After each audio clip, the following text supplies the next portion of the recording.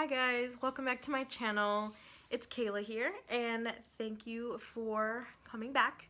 Today I'm going to be doing a book review or a book talk on a book I recently finished reading.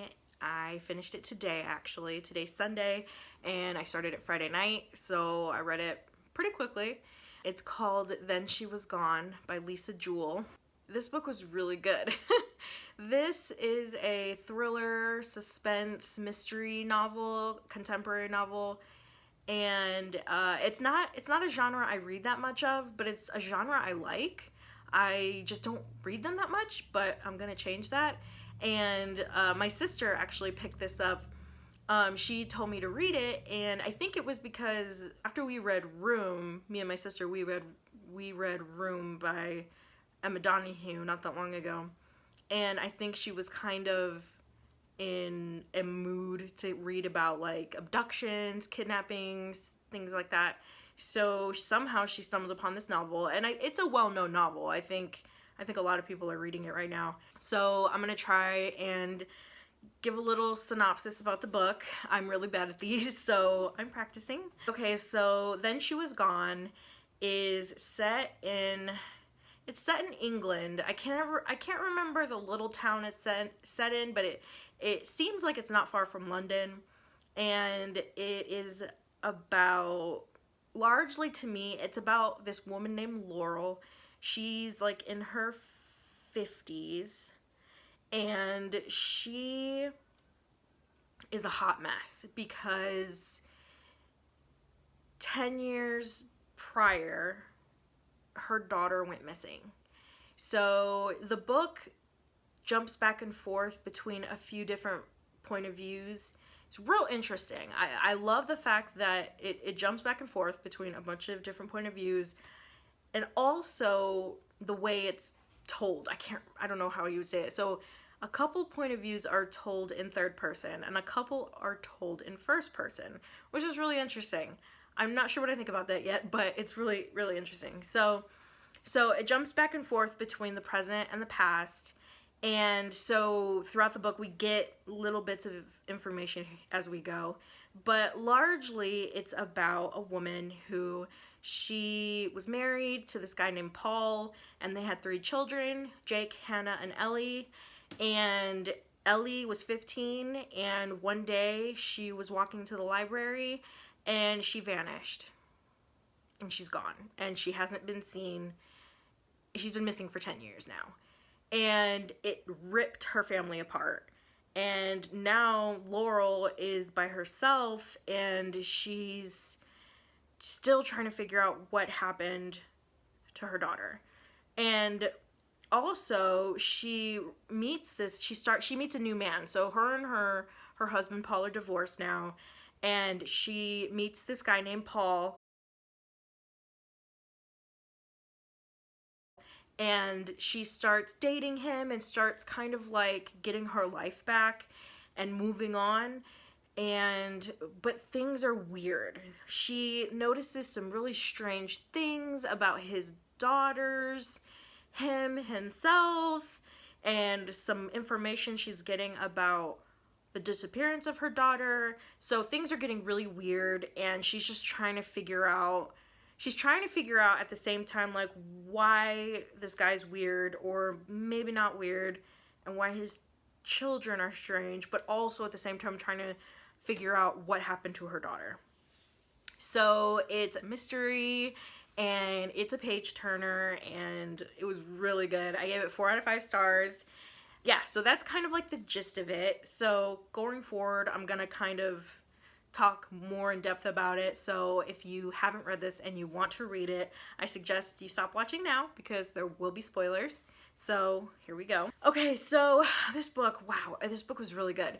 So I feel like for the most part I kind of slowly figured out what happened as I went. There were a few times where I thought something was happening, or something that had happened and it didn't happen, so I was not tricked, but I was surprised a few times. But I feel like for the most part, as you get tidbits of information as you read, it's not terribly difficult to guess what happened. But for me personally, that did not diminish the enjoyment of my reading of the book at all. It wasn't like a disappointment. It wasn't like, oh, I figured it out. I wanted to be surprised. I was still very surprised and shocked because I didn't guess the details. You know, I kind of got some big plot twists. I kind of figured them out as I read, but it wasn't a bad thing. It was kind of nice. It was fun to kind of try and figure out what happened. And so there's that, but I know that some people who read thriller and suspense novels a lot, that might be something that they don't really like because they read the genre so much they want to be surprised and stuff, which I totally get. But I'm not one that reads them all the time, so I really enjoyed this book. I really liked that it was set in England. I'm from America. I live in Indiana, so it was nice to kind of spend some time in that place and just kind of like all the words that they use that I had to kind of figure out, like crisps and biscuits and trolley and just a bunch of jumpers, just like joggers, just a lot of words that they use that mean different things to Americans. So that was fun. It was kind of interesting to kind of, and then all like the brand names of the kind of foods that they eat, or maybe common like stores or gas stations or petrol stations. So that was cool. I love being in new places and experiencing new things, and I say it like I was there, but that, you know, we all know that's what it feels like when we're reading. So that was cool. So I really liked that. It was a page turner. It was super easy to read. It created interesting characters. I really liked Laurel. There was a sense of unease throughout the book. I did like that even though the book had some pretty awful things happen in the book, it wasn't graphic. I wouldn't call it graphic. It was just enough was said so that you can fill in the blanks and you know what happens, but it wasn't overly descriptive and graphic to the point where your head hurts and you're nauseous and you want to vomit and you're just like, oh my god, this book is stressful to read. Those can be good, but I'm glad that this one wasn't. So that was good. To me, it felt light in that area, but it was still awful. Like, that's the other thing too, is like there was some really awful things that happened to some people in this book, and that can be difficult to read about. But it was really good. So just my opinions, I'm just gonna kind of talk because I don't know. So I really, really hate Noelle Donnelly. She is such a crazy person. She's insane. Like, clearly there's something wrong with her, because who does that? Who just takes somebody? Like, you know, who does that? It's insane. I mean, and it's creepy because, like, there are people like that out there who have these kind of, like, obsessive, stalkerish qualities, and they find somebody that they find interesting or something, and they just latch on, and you can tell that that's the kind of weird person she was. I think, personally, that Noelle was a sociopath. I don't think that she had any kind of compassion or feelings for anyone other than herself. She was a total narcissist, self-centered, self-absorbed. You know, she was such a crybaby and a whiner and like, oh, my life sucks. Like, just get over yourself and do something with your life. But she was just obsessed with Floyd, and then she became obsessed with Ellie, and just a horrible excuse for a human being. So a little while, and you know what else too, like the book, I don't think that the book was bad at disguising the twists and turns. I kind of feel like it was done on purpose, or that at least it was knowingly not trying to be difficult and hide them. Like, there were some pretty obvious tips and hints as you read that it'd be really hard for someone not to kind of go that route. So I didn't feel like it was some kind of failure on the author's part for the fact that I figured out a lot of stuff. I think that was on purpose. So that's my opinion though. But anyway, so Noelle's crazy. I hate her. So one thing I didn't really like as much was how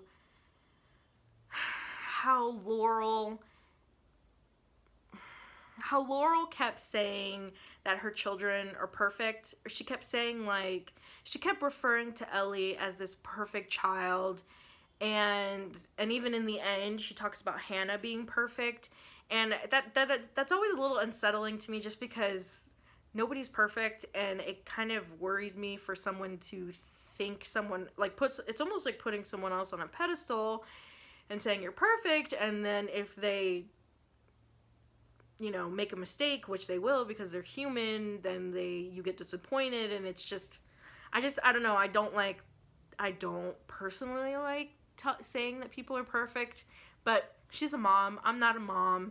Maybe moms feel like that. Maybe if I was a mom, I probably would feel like my child is perfect. I don't know.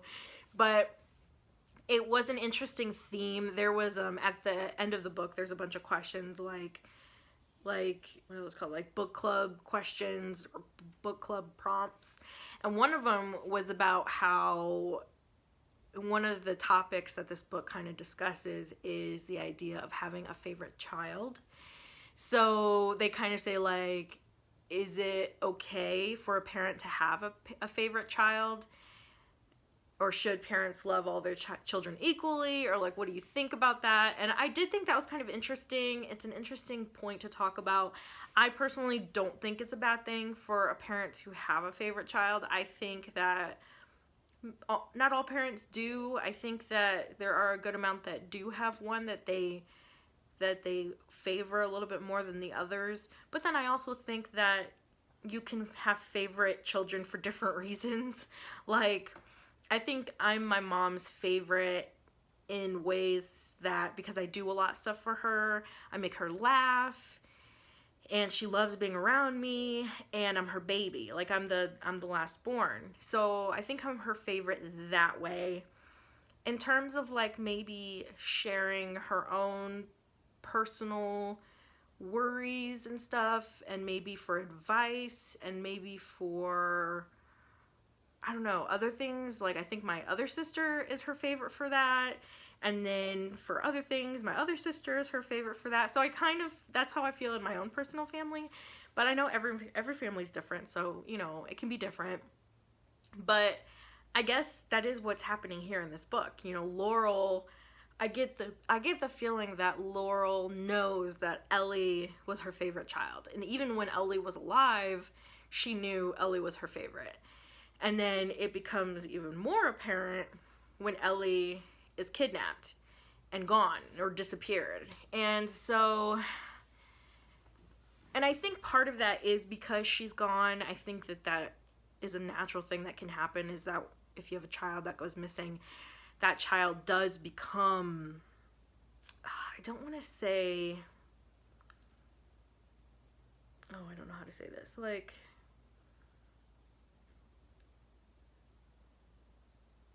I don't know, you can kind of not glorify her, but because she's gone, she kind of becomes something more than what she was. She becomes not a martyr. I don't know. I don't know how to explain it, but it's very apparent that Ellie was her favorite.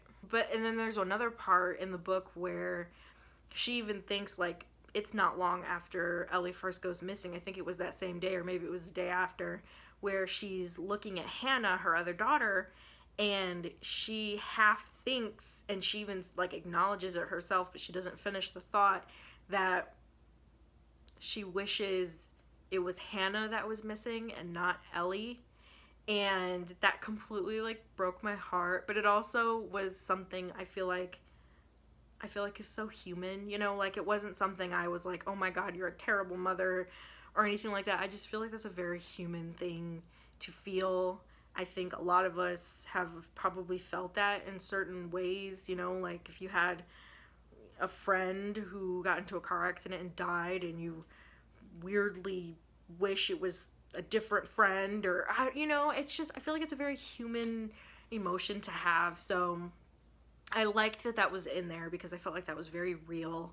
Another thing that was kind of an issue, not an issue with this book, but one of the things that was kind of brought up about it is the fact that it's very bizarre, that a lot of crazy things happen in this book, and some people are like, is this believable? Like, could this work? Like, is this real? Is this possible? And instantly I'm like, yes, like, it's true. This book has some weird, crazy stuff that happens in it, but I wouldn't doubt it in a second. I think this is 100% believable. I mean, there are things that happen in real life that are so insane and so crazy that if you were to write it down as a book or as a movie, no one would believe you. They'd be like, this is so unrealistic. This would never happen. No one's gonna believe this. No one's gonna buy it.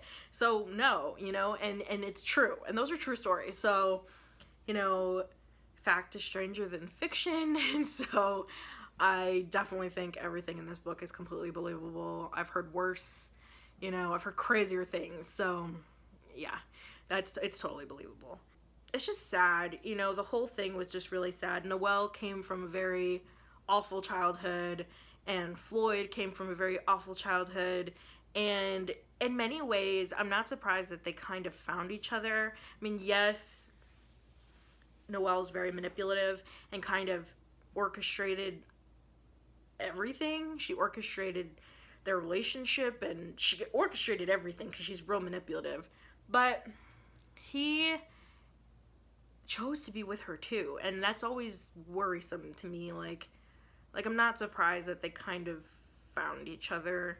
He definitely has some things wrong with him too. He ended up killing Noelle, which I was like, yes, go you, because she's an awful monster. But, you know, he felt really guilty about it. I think it just, I don't know, he was a really messed up character too.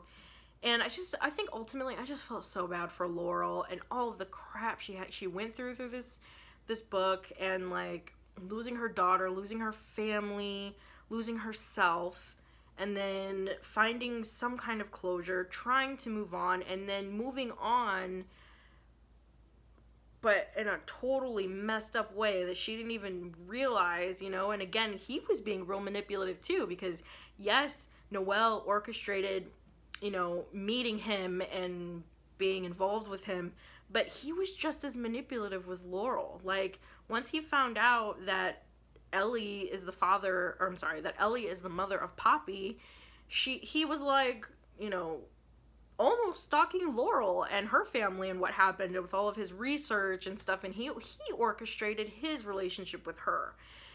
It wasn't nearly as bad as Noelle, but again, that was his explanation, so, you know, they always tend to play it down. So that was really sad. I'm just like, damn, I'm like, how is Laurel supposed to come back from this at all? Like, how is Laurel supposed to trust anyone ever again? Like, her life has been just tore apart.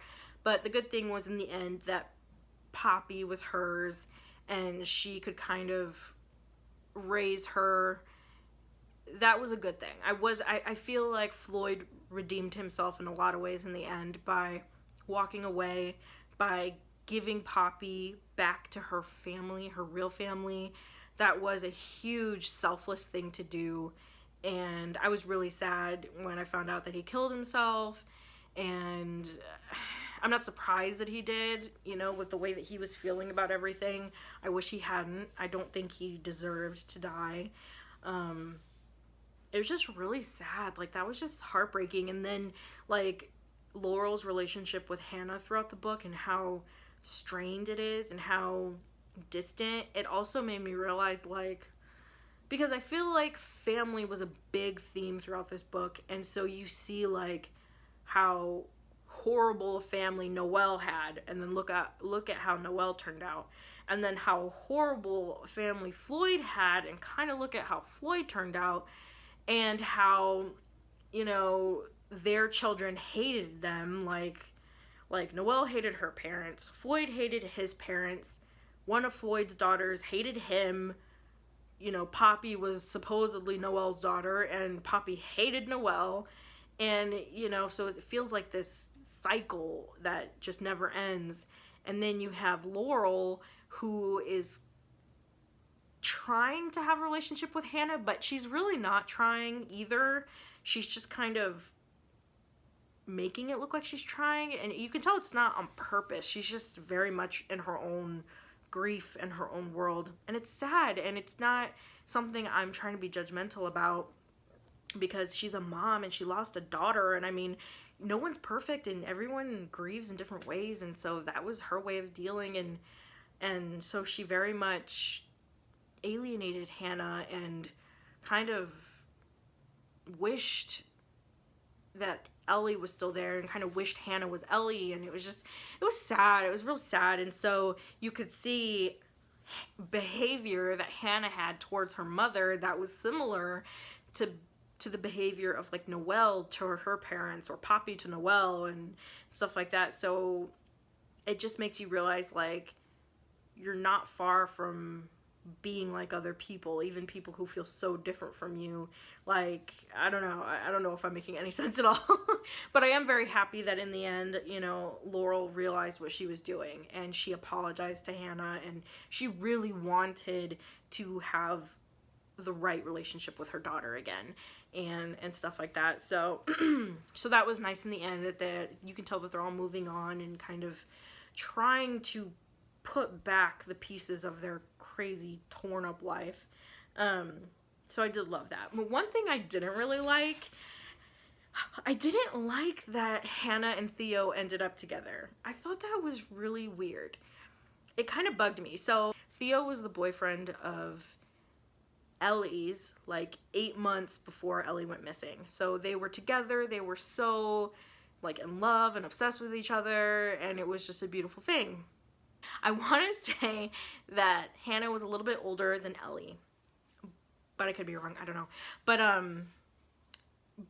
in the end, you know, you find out that Hannah and Theo are together and they get married, and Laurel was upset about it at first, but she's okay with it now, and I'm just like, that really bugged me, and I'm not sure why. I mean, I think personally, if I was Hannah and I had a sister that went missing and never came back, and she had been with this guy for a while, and I knew how much she cared about him, I don't think I could ever be with that guy later on in life, even if, you know, it's later on in life, and even if she would have been okay with it. I don't know. I just don't think I ever could have personally. I feel like it would be so weird and uncomfortable, and it's just something I could never do. So I found that real weird. And I told my sister about that, and she had read this book too, and she said that, she was like, yeah, I know what you mean, but they both lost somebody. You know, Theo lost Ellie and Hannah lost Ellie, and they both could connect that way. They both could relate that way. And that might be something that kind of connected them together. So, I mean, I can see it happening. I can see it. But I think personally, that's so weird. I personally could never do that. But then again, never say never. Who knows? But that was it. That was really the only thing that kind of was a little weird to me. Other than that, the book was great. It was a page turner. It was crazy. I read it in a few days. And she's written a bunch of other books, so I might check out some of her other books. It was really good, so I definitely recommend it. If you like thrillers, or if you've never really read the genre, I recommend trying this book out. I think this is a good one to start with, because it's easy, and it's crazy, it's interesting, and I'm glad I read it, and yeah, so it was really good. So yeah, that's my little book talk review on Then She Was Gone by Lisa Jewell.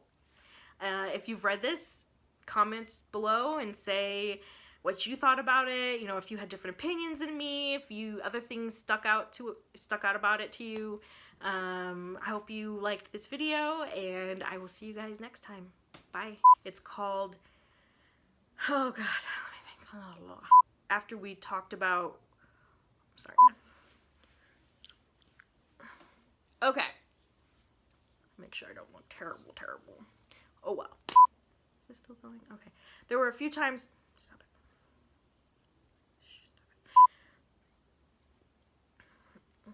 it. Oh, excuse me. Oh, Theo was the boyfriend of oh my God. And I think Hannah, I wanted to say Hannah was a little older than Poppy. Or, oh my god, I'm getting all these names mixed up.